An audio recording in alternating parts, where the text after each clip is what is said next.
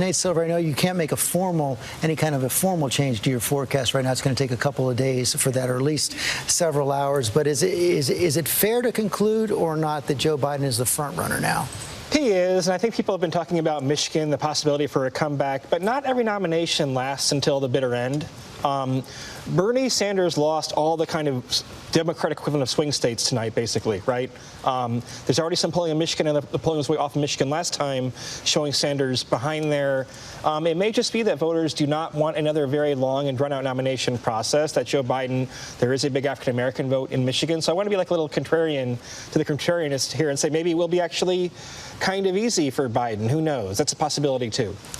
Easy for Biden. Nothing in this race has been easy for anybody. No. He's giving a B-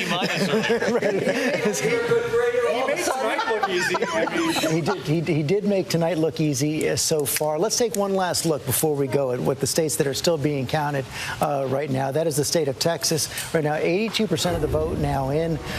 Tom, and Joe Biden continuing to hold that lead, actually expanding it. Yeah, now he's up 70,000. And what this shows is that Joe Biden, at least tonight, because it is the story of the night, he won in cities, he won in suburbs, he won in rural areas. The only place he really didn't win in Texas right now looks like is along the border. But he did win in cities like Houston and Dallas that have very large Hispanic populations. This was a good night, no doubt, for Joe Biden. But, of course, the mammoth state, the state that we're all going to be looking at, the Golden State here, California, still a lot of the vote left out.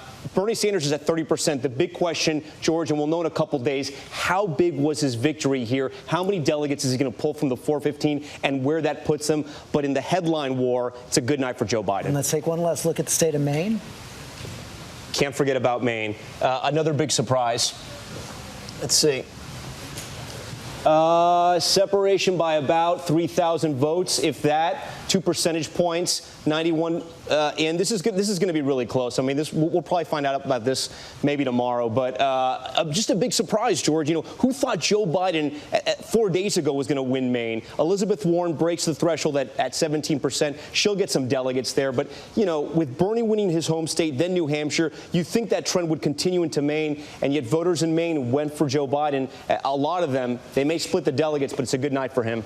Mary Bruce, you cover Capitol Hill every day. You cover House Speaker Nancy Pelosi. Like former President Obama, she's unlikely to come out with a formal endorsement, but we're likely to see the pattern of the last several days continue. Yeah, I suspect you are going to see a lot more endorsements. And like Barack Obama, while she may not come out and formally endorse, she certainly has ways to send strong signals if she wants to. You could potentially see other Democratic leaders, other members of leadership coming out and also endorsing. But I think given the clear impact of these endorsements over the last 2 or 3 days, they're going to want to try and keep that up, the Biden campaign. They're going to want to have more endorsements. John Carl, the president might be asleep right now, but he always wakes up early. When we get up for Good Morning America tomorrow, who's the first tweet about? He may actually dance on Bloomberg's grave a little bit before he goes at Joe Biden. But I think he's got a few more shots left at Bloomberg. Chris Christie is nodding his head, and that is all for us tonight. We're wrapping up our coverage of Super Tuesday. Big night for Joe Biden. He's won at least 8 states so far, 3 for Bernie Sanders tonight.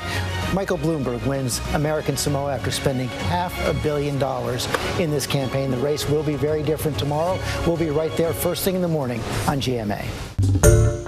Hi, everyone. George Stephanopoulos here. Thanks for checking out the ABC News YouTube channel. If you'd like to get more videos, show highlights, and watch live event coverage, click on the right over here to subscribe to our channel. And don't forget to download the ABC News app for breaking news alerts. Thanks for watching.